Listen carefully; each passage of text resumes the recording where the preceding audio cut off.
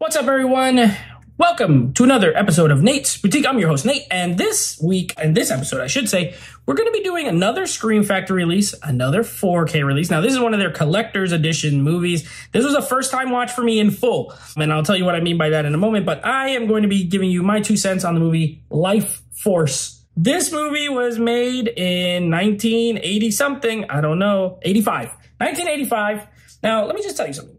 If someone told you, hey, we're going to get the writer of Alien and Total Recall. Well, he hadn't written Total Recall yet, but let's just hypothetical. Alien, Total Recall, Return of the Living Dead, right? Good solid writer. We're going to get the director who made Texas Chainsaw Massacre and who also made Poltergeist. A couple pretty good horror classics. You got Dan O'Bannon writing, Tobe Hooper directing. That's a lot of good, between the two of them, a lot of good genre stuff. So they team up for this movie, and what I was saying at the beginning, I have seen the first 15 minutes of this movie 3 times, and I fall asleep every single time. I think I just put it on when I'm tired. I don't think it's boring. I always sleepy. So this time I was like, I'm gonna stay awake. I'm wide awake. Let me put on this movie so I could do a review for it. And so now I have finally seen the whole movie. I should have just fell asleep again. It's weird. This movie is really weird. It's a hodgepodge of ideas. I think that first 15 minutes that I've seen 5 times now, it's actually a great setup. You get these space NASA team. They discover this spaceship near Halley's Comet, however you say it. And they go in there and there's these 3. First of all, there's a bunch of dead giant bat creatures. And then there's these 3 naked people in these crystals. One's a girl and 2 guys. And so they take the crystals back to the ship. And then later on, another ship finds it, and everyone inside is dead and burnt up. And then they bring those crystals to Earth. The setup is intriguing. It's like, okay, what the heck?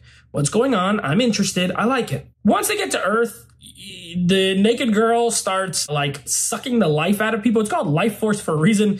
She sucks the life out of people, and they turn all the makeup is really cool. They turn all old and gross. They look like mummies that have been unwrapped. And from there, this is where the movie it totally lost me. It totally lost me after the first 30 minutes. This movie has everything.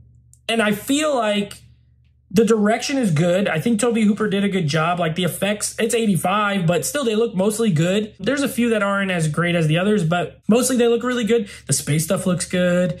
The direction is fine. The problem for me is with the script. It's like Dan O'Bannon said, I want to make every single kind of genre movie you can make all in one. This is a sci-fi movie. This is a vampire movie. Literally, towards the end, they start just telling you that it's vampires.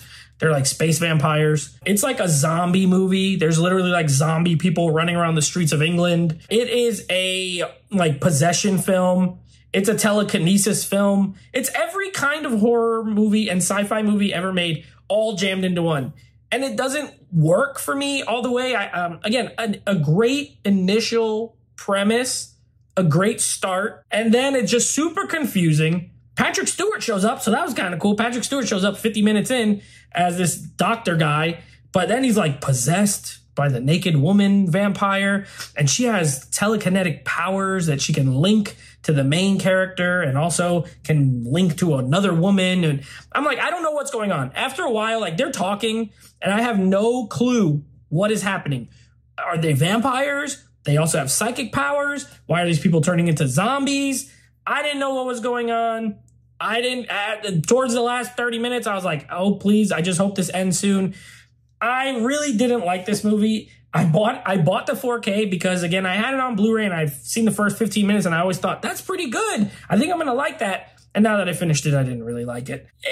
I would recommend it only if you are a diehard Tobe Hooper fan. Otherwise, there's going to be another this week.